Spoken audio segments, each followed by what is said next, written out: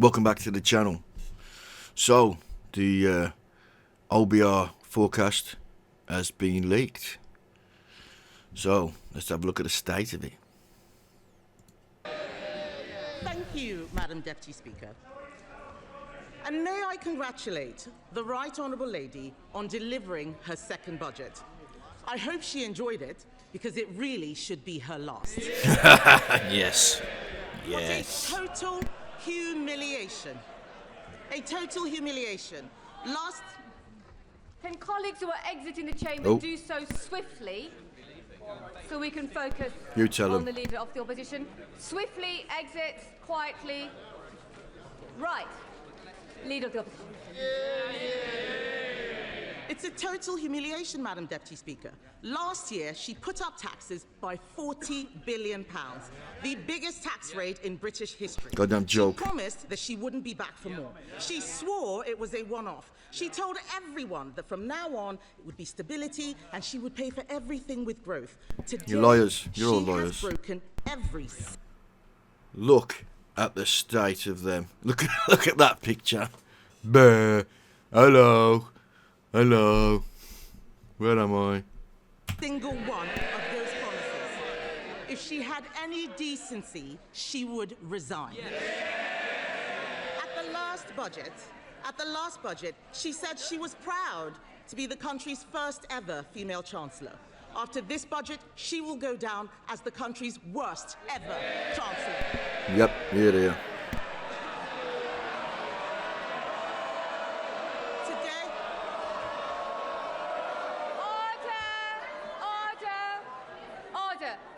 Chief Whip in particular knows that we don't allow clapping in the chamber. Leader of the Opposition.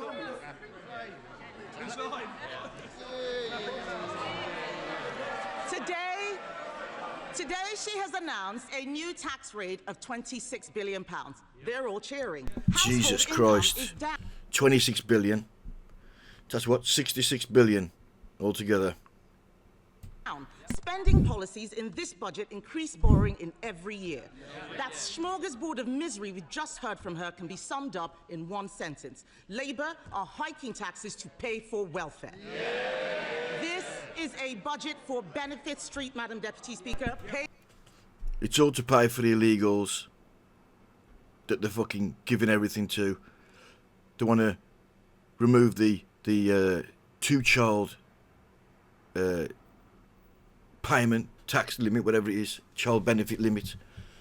So that means you can have 4, 5, 6 kids and you get paid for all of them. That's bullshit. Bullshit.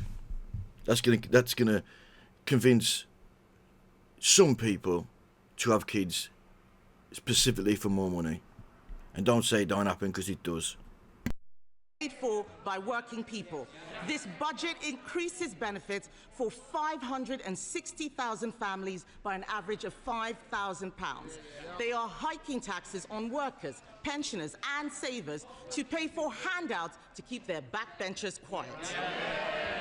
These are the same, yes, they can chanter all they like. These are the same backbenchers, Madam Deputy Speaker, who cheered last year when she taxed jobs and left more than 100,000 people without an income. They cheered because they didn't understand the consequences of what they were doing, and they still don't. By doing that, by increasing the benefits for people, they're trying to buy more votes. Trying to get the working class people to vote for them again. Madam Deputy Speaker, it's not been an easy time for the Chancellor. No one liked seeing her sitting on those benches as it dawned on her that her own backbenchers would... I don't mean working class as in the people who work. I mean the benefit fucking scroungy cunts who don't want to fucking work. That's who they're trying to get the votes from again. Going to do to her political career what she's done to our economy. But she could have chosen today to bring down welfare spending and get more people into work.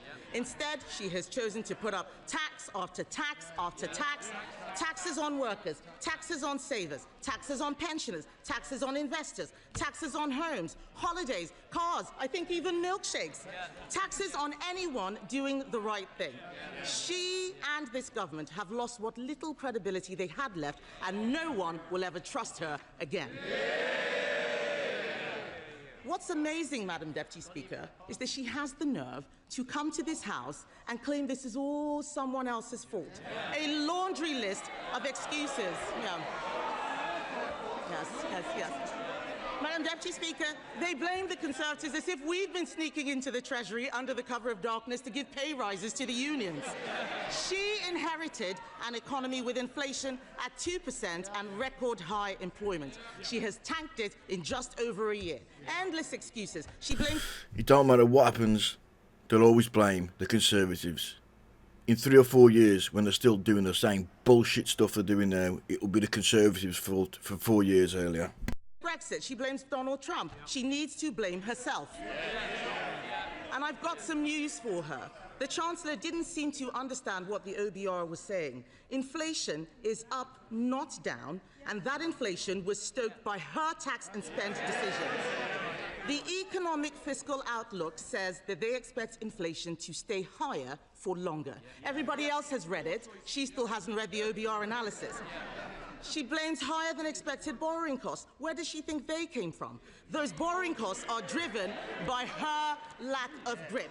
She is paying more, you're saying us, she's paying more to borrow than Greece. She is paying more to borrow than at any point under the 14 years of Conservative government.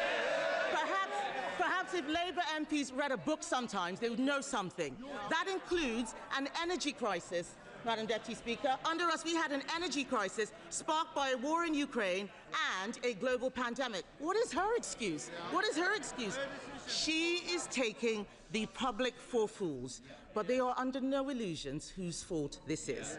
The fact is, the bad choices she is making today, choices to break promises, choices to put up taxes, choices to spend more of other people's money, are because of the bad choices she made at the last disastrous budget. If you want growth, you need to start with knowing what kind of country you want to be and make a plan to get there. Create certainty for the people and businesses who will drive growth. There is no growth and no plan because Labour focused on settling scores and scratching the itches they had in opposition. She promised stability, she delivered chaos. Just look at the circus around this budget. First the leaks, then more leaks to try to undo the damage. Calling panicky press conferences, U-turning on her U-turns, rolling the pitch one day only to plough through it the next. She had the cheek to talk about stability, Madam Deputy Speaker. Look at her face then. Just drop back a bit. She delivered chaos. And U-turning on her U-turns, rolling the look at her one face. day only to plough through it the next. She had... Look at her. I look at the ceiling. I pretend I ain't here. If I don't see them, they don't see me. Look at her on the right. That fucking old bag. Yeah? Grey-haired fucking turd sniffing bitch. Then you got him here. Fucking... communist fucking piece of shit. Too busy fucking bowing to his international masters in fucking Brussels and Soros and all that shit, and to give a fuck about his own people. She in the middle here, Reeves, hasn't got a fucking clue. I think she's got some sort of learning disability myself, but that's just my opinion. The cheek to talk about stability, Madam Deputy Speaker. She has become the first Chancellor in history to release the whole budget ahead of time. This is extraordinary. It tells you everything you need to know about her grip on the Treasury. She's making the UK a shambolic laughingstock to international investors, and if she doesn't resign for breaking her promises, she should sure as hell go for this. Yeah.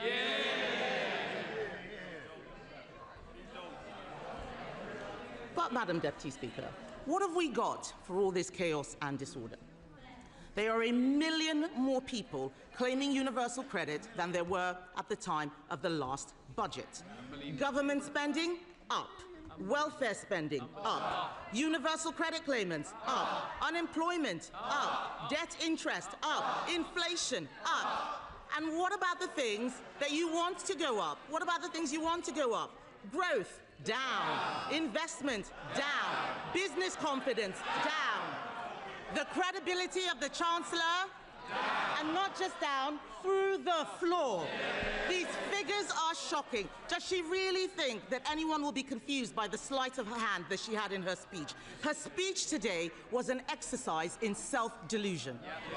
Today, she had an opportunity to apologize and show some humility. Instead, we've been fed puff pieces in the Times and the FT showing a woman wallowing in self-pity, whining about mansplaining and misogyny. Madam Deputy Speaker, let me explain to the Chancellor. Woman... Order. Colleagues need to simmer down, most definitely, and just breathe a little and allow the leader of the opposition to be heard. Leader of the opposition. All we've had is wallowing in self-pity and whining about misogyny and mansplaining. So, Madam Deputy Speaker, let me explain to the Chancellor, woman to woman. People out there aren't complaining because she's female, they're complaining because she is utterly incompetent. Real equality means being held to the same standard as everyone else. It means being judged on results. Take her bright idea, the Office for Value for Money. It's been closed down because it didn't save a penny. In fact, it cost the taxpayer £1.6 million. You couldn't make this stuff up. They're a joke. Madam Deputy Speaker, I've identified a way to save taxpayers huge amounts of money by sacking just one person, the woman sitting opposite. The ex-chief economist of the Bank of England was not mansplaining. He wasn't mansplaining when he said the uncertainty around today's budget is the single biggest reason growth has flatlined. What did the Chancellor think would happen when she went on breakfast telly to do an emergency public service announcement? I interrupt your Cheerios to bring you this frightening message about income tax. Taking a piss out of her. Proper taking a piss out of her. Brilliant. Should I get more of this in Parliament? Take the piss out of her more. She changed her mind 3 days later. No wonder people are in despair. She says she wants See you then. people... Look at her, looks like she's going to cry. Look, what's going on? Taking a piss out of me? She says she wants people to respect her. Order. Conservative colleagues are drowning out the leader of the Looked like she was going to cry then. They're taking a piss out of me. No, taking a piss. I'm making a funny noise with my voice. Madam Deputy Speaker, she says she wants people to respect her. Respect is earned. She apparently told Labour MPs this week, I'll show the media, I'll show the Tories, I will not let them doing it again. Show us what? Making stuff up at the dispatch box, incompetence, chaos, and the highest tax burden in history. She said to them, Destroying this country, Labour. They ain't got a fucking clue. This is what you get when you get a bunch of lawyers, idiots, no business people at all. They don't know how to run a piss up in a brewery. They know nothing. They just know how to police people who say hurty things.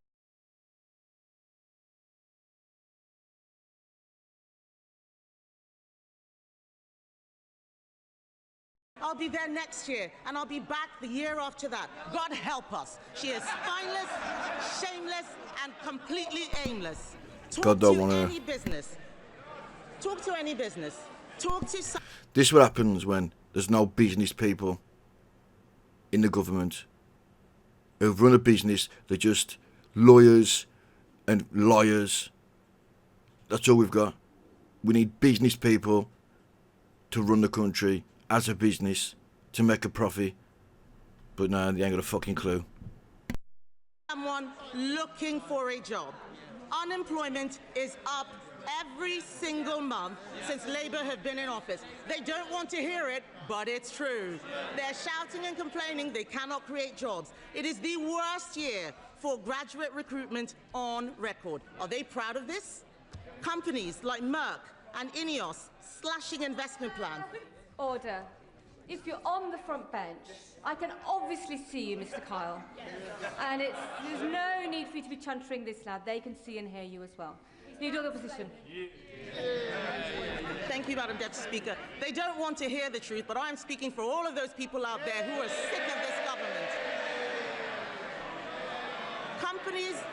Companies like Merck and Ineos are slashing investment plans. The construction sector has shrunk. How is that house building target going, by the way? I'll tell you, Madam Deputy Speaker, they are miles behind and won't even come close to what we achieved. Business confidence is at record lows. No wonder today future growth has been revised down in every year of the scorecard. The papers are reporting that 1 in 8 business leaders is planning to leave Britain. Even one of Labour's biggest ever donors, Lakshmi Mittal, has fled the country. Yeah, fled. Remember the passport? What we have in front of us is a budget littered with broken promises. She stood on a manifesto which promised better returns for UK savers. Today, she's putting up taxes on savings, on salary sacrifice even. She promised to give pensioners the security and retirement they deserve. Today, she slapped higher taxes on people saving for their pension. She promised to make Britain the best place in the world to invest and do business. Today, she has raised the dividend tax rates. She and the Prime Minister had already broken their promise to freeze council tax, but today she's decided to go even further, introducing a new property tax clobbering family homes that will only raise small amounts. This is Labour's Britain. This is Labour's Britain. People who work destroying hard, it, Madam Deputy Speaker, people destroying who it. work hard and save hard to Socialism buy their homes, destroys get taxed countries. more, while those who don't work, who in some cases refuse to work, get their Where, accommodation paid for. where does socialism worked? In the world?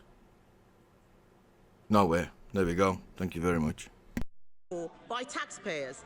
And then to top it all off, because taxing your home, your car, your savings and your pension wasn't enough, she has, by her own admission, broken her manifesto promise on income tax. Because in the last budget, she said, and I quote, "I am keeping every single promise on tax that I made in our manifesto, so there will be no extension of the freeze in income tax thresholds." She said in that budget that extending the threshold freeze would hurt working people and take money out of their payslips.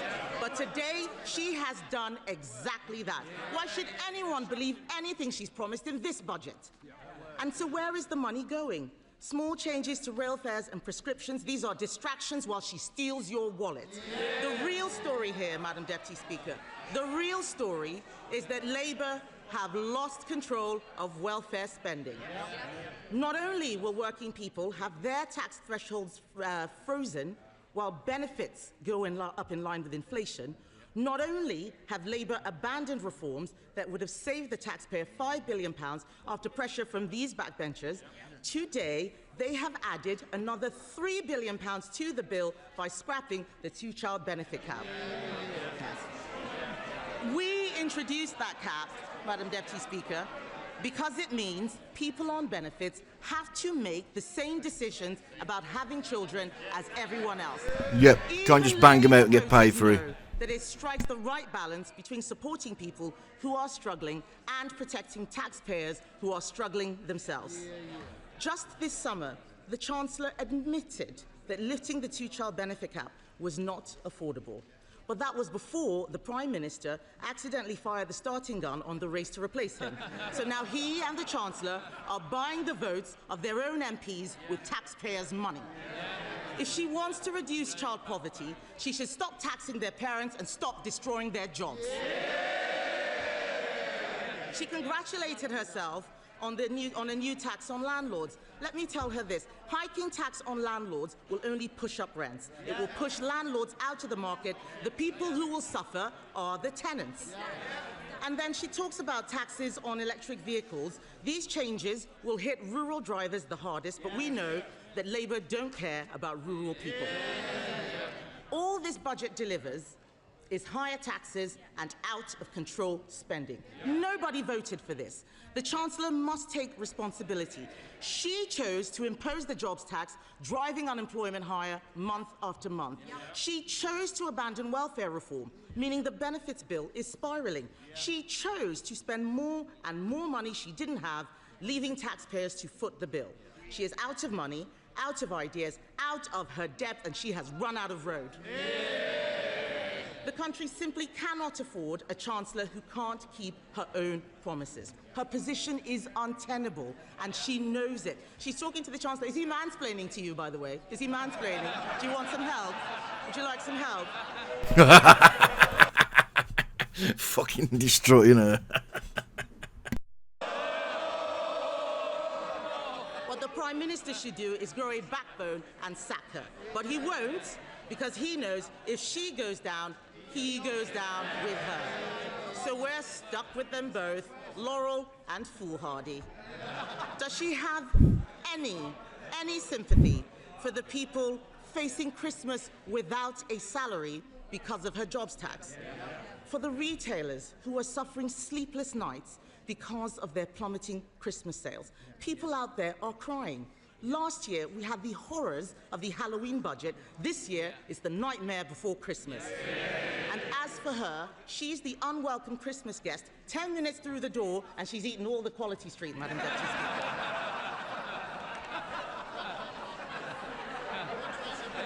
But let me tell the Chancellor,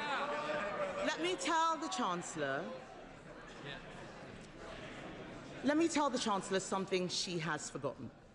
Behind every line in today's Red Book is a family, a home, a lifetime of work and sacrifice. People are frightened, and they have every reason to be. The Chancellor has spent the last year terrifying them. Every decision that she and the Prime Minister make puts more pressure on the people who keep this country going.